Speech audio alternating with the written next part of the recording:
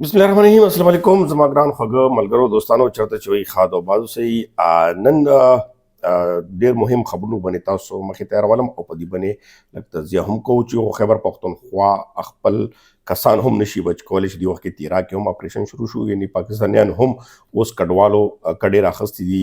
سپوزیشن دی په دې باندې ګورو بیا افغانانو هلته کې څه صورتحال دی چې هلته نه اوس وباسي نه وباسي، او خیبر پختونخوا غټې غټې دعوې وې چې په هغه باندې اوس څه کېږي، څه عمل روان دی.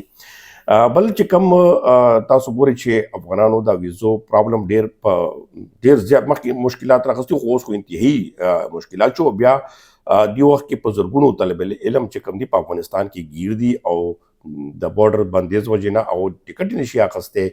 ډېر زیات پرابلم دي که چا سره ویزې هم دي.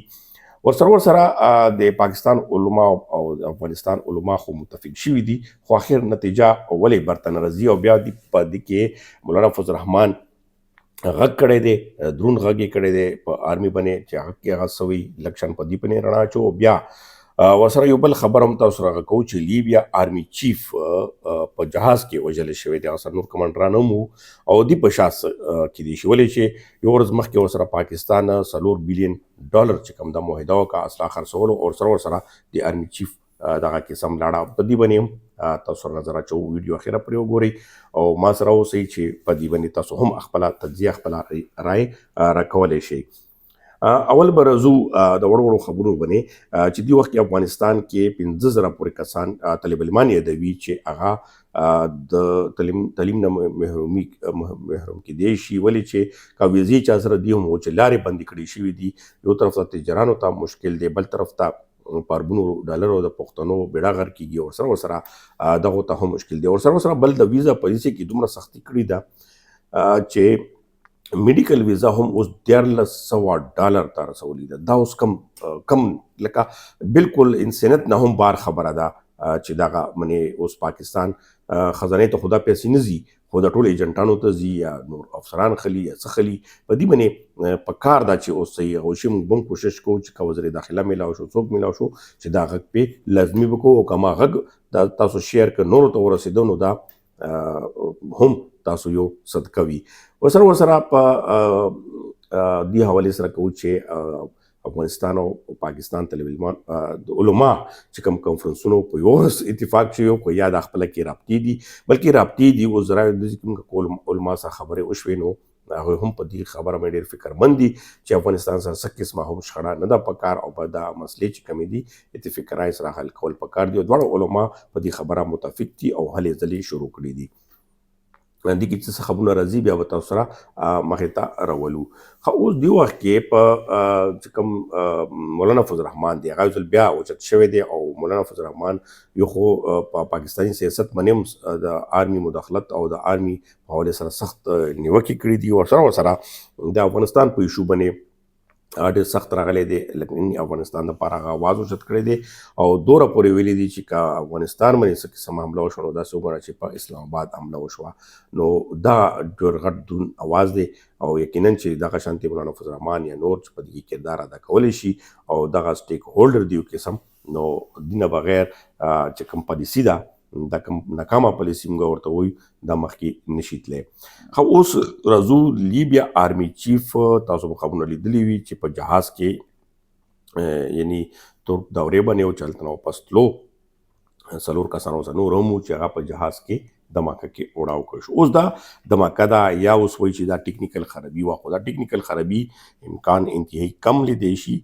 زیاتره چې اوس کوم انکشاف کېږي هغه دغه ده چې لیبیا کې یو خو که تاسو د فیلډ مارشل عاصم منیر سپیچ واورئ نو هغه پکې ښکاره یو قسم دړکه غونې هم کړې وه چې اوس ټولو ته یو کېدل پکار دي، اسلامي ملکونو ته یو کېدل پکار دي، او دغه کې بیا غټه معاهده چې کومه کړې وه پاکستان خپل ټکنالوژي اسلحه دفاعي په صورتحال کې هغو باندې $4 بلین معاهده شوې وه چې دا اسلحه پاکستان ورکوي خپل مینوفیکچر چې کوم دی.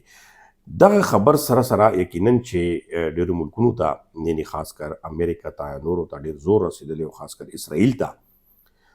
نو اوس دا حتی امکان دا ظاهرېږي چې په دې حوالې سره دغه آرمي چیف چې دی پاکستان سره جوړ شوی او دغه حوالې سره نو هغه منې دغه قسم برید وشو یا دغه لارې نه اخوا کړی شو. اوس دې معاهدې باندې هم بیا مخکې خبره کوو چې څه کېږي یا په دې باندې څه کېږي خو دا یو خبر دی.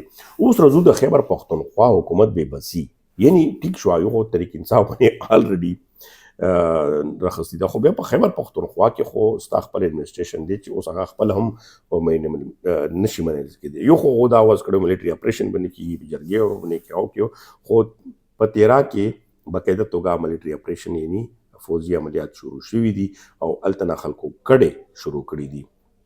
باقاعده لکه ځایونه هم ورسره نشته، ورته څه بندوبست کړی دی. او خیبر پښتونخوا حکومت ترجمان نه یا شفیع جان نه چا نه تپوس کوي، نو هغې په دې حوالې سره هېڅ خبره نه کوي. یعنی ډېره شرمندګي خبره ده چې خبرې کمې کولې، دعوې کمې کولې.